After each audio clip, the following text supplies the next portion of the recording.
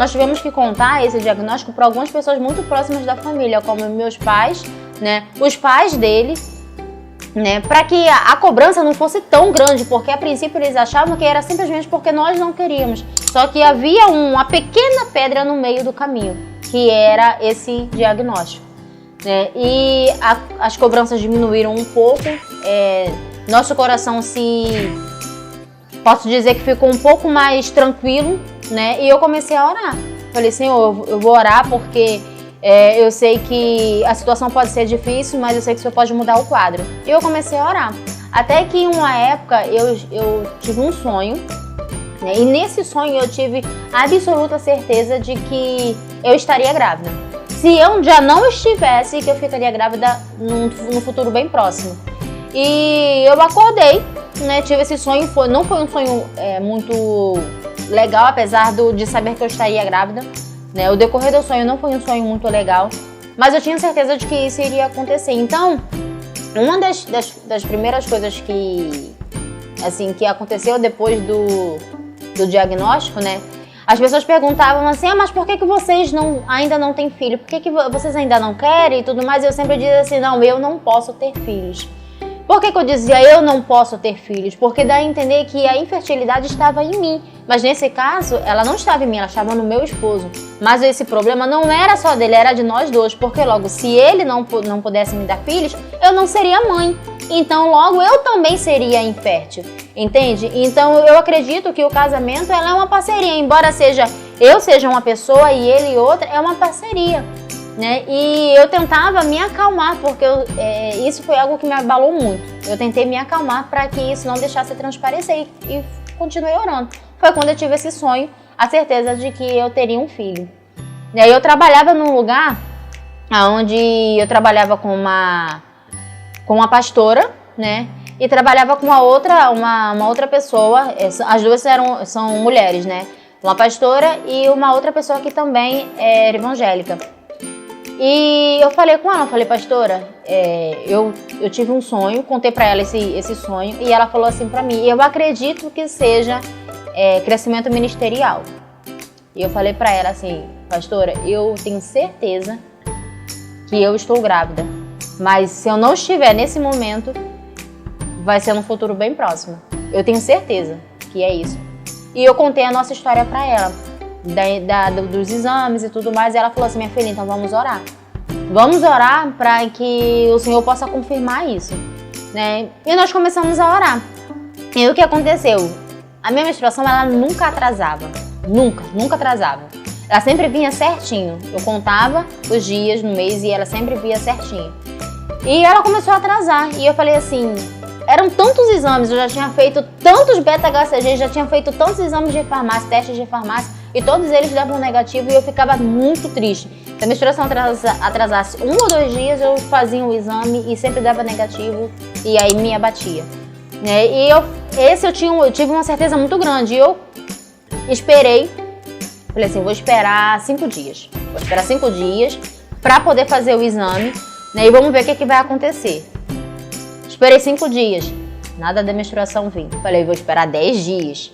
10 dias, se não vier, eu vou fazer o exame. Esperei 10 dias e nada. E nisso eu comecei a sentir meu seio muito dolorido. Muito dolorido. Eu não conseguia colocar a mão neles e eu sentia dor. Né? Só que eu não associei uma coisa com a outra, porque uma gravidez ela dá vários sintomas, como qualquer uma outra coisa também pode dar vários sintomas. Meu abdômen estava inchado, mas poderia ser porque a menstruação ainda não tinha descido. Né? E eu continuei orando. Senhor, me ensina a ter fé, me ensina a ter fé. E os dias foram assim passando. Então eu falei assim, depois que eu tive esse sonho, né? Eu falei assim, vou esperar 15 dias. Se a minha menstruação não descer com 14 dias, no 15º eu vou fazer um exame. E eu tava me preparando na igreja, porque eu era líder da equipe de dança, né? E nós estávamos preparando uma coreografia para uma festividade que seria no domingo seguinte, porque o 15º dia cairia numa sexta-feira e o evento seria no sábado. Então, no 15º dia, eu decidi fazer o exame. E foi algo bem engraçado, porque eu nunca gostei de esfirra né, de esfirra, né? Nunca gostei de esfirra, essa abertinha tradicional e tudo mais, nunca gostei. Mas nesse dia eu senti muita vontade de comer esfirra, muita vontade, né? E eu reclamei, fiquei com raiva, falei com meu esposo que eu queria comer esfirra. Minha sogra brigou com ele e falou: Fábio, leva teu esposo pra comer esfirra. E daí nós fomos comer, né? E quando nós passamos saímos do restaurantezinho pra poder ir embora pra casa, ia dar meia-noite. Eu passei por uma farmácia e eu só falei pro meu esposo, falei: filho, vamos parar aqui? Aí ele perguntou por quê, porque era uma rua muito estranha, tava muito escuro, já tava tarde, então quase não tinha pessoas na rua. Eu falei assim: compra um teste de farmácia pra mim. Ele: mas por quê? Eu falei: não, compra um teste de farmácia pra mim. E ele comprou, foi uma época de campanha política, então meu esposo estava trabalhando com um vereador daqui da nossa cidade, né, e ele ficava praticamente de domingo a domingo, porque ele estava trabalhando como fotógrafo e cinegrafista desse vereador. Então o que eu fiz? Eu já estava tão ansiosa que eu nem consegui dormir direito. Eu sabia que o exame tinha que fazer com a primeira urina da manhã, que é quando o hormônio beta-HCG está bem concentrado. Então, assim que eu acordei, ele saiu para trabalhar, né, ele me acordou e eu fui direto pro banheiro. Fiz o teste e eu não acreditei.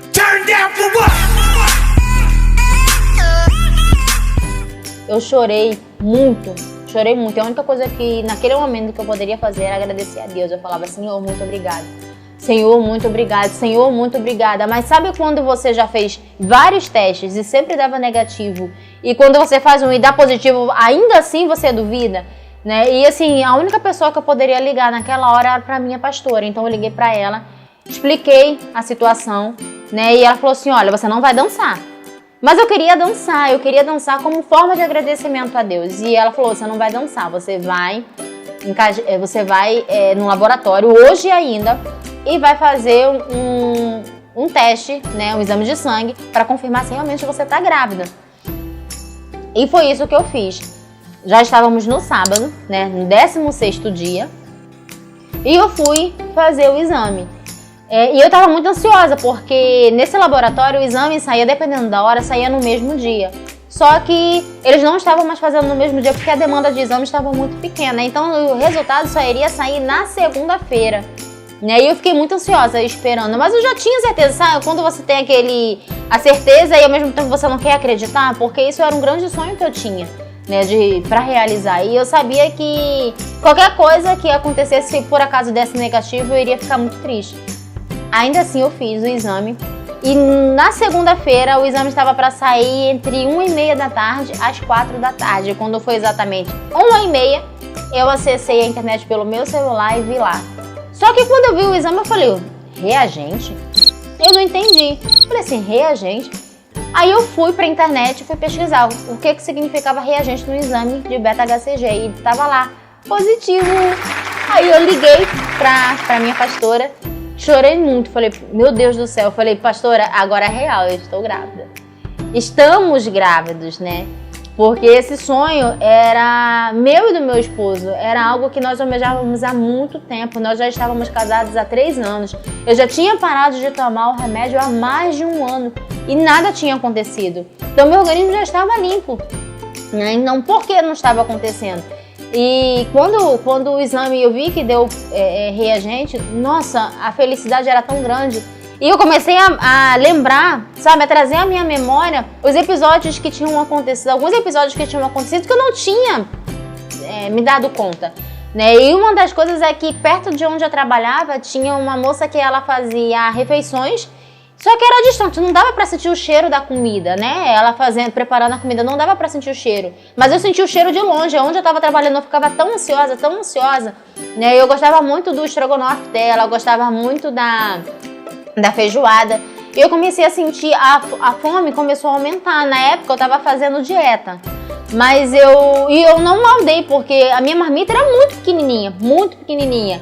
E uns 10 dias ela tinha dobrado de tamanho.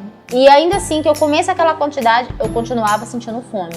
A quantidade de vezes que eu levantava para urinar era muito, bebia muita água e sentia muita vontade de ir ao banheiro. E nenhum desses eu havia maldado. Quando eu tive o resultado do positivo, foi que eu comecei a associar uma coisa à outra. E daí começou a nossa saga.